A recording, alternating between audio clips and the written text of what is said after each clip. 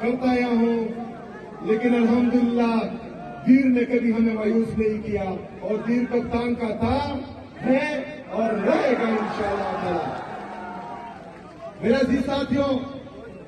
آج سے کچھ دن پہلے آپ سب کو معلوم ہے کہ خیبر پختونخوا اسمبلی میں ایک امن جرگہ ہوا، جس میں تمام سیاسی اور مذہبی جماعتوں نے، ہمارے سول سوسائٹیز کے لوگوں نے،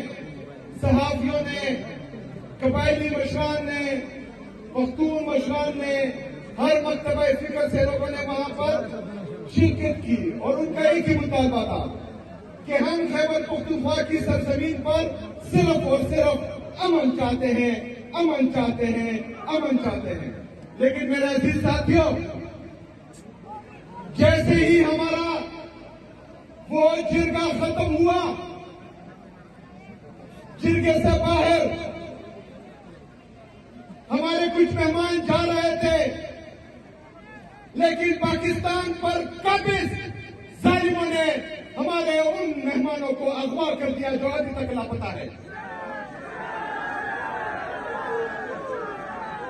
میرے پختونوں، یاد رکھنا کہ آپ کی تمام سیاسی اور مذہبی جماعتیں، ہر مکتبہ فکر کے لوگ خیبر پختونخوا میں امن چاہتے ہیں۔ خیبر پختونخوا میں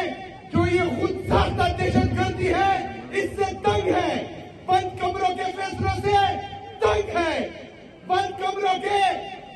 فیصلے جو ہم پر مسلسل مسلط ہوتے آئے ہیں، ان سے تنگ ہے۔ اس لیے تمام لوگ اتفاق اور اتحاد کا مظاہرہ کرتے ہوئے ایک چھت کے نیچے جمع تھے، لیکن وہ مائنڈ سیٹ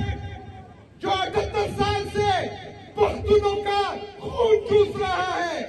وہ مائنڈ سیٹ جو کبھی نہیں چاہتا کہ خیبر پختونخوا میں امن آئے، انہوں نے ان لوگوں کو اٹھا کر یہ ثابت کر دیا کہ یہ دہشت گردی خود ساختہ ہے، یہاں پر امن ان کی مرضی سے نہیں آ رہا۔ وہ لوگ نہیں چاہتے کہ پختون ایمان اتحاد سے ایک ساتھ رہے، اس لیے انہوں نے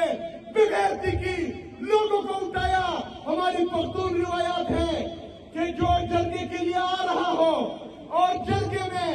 یا جرگے سے جاتے ہوئے ہم اپنے دشمن کو بھی نہیں اٹھاتے، لیکن انہوں نے ہمارے پختون روایات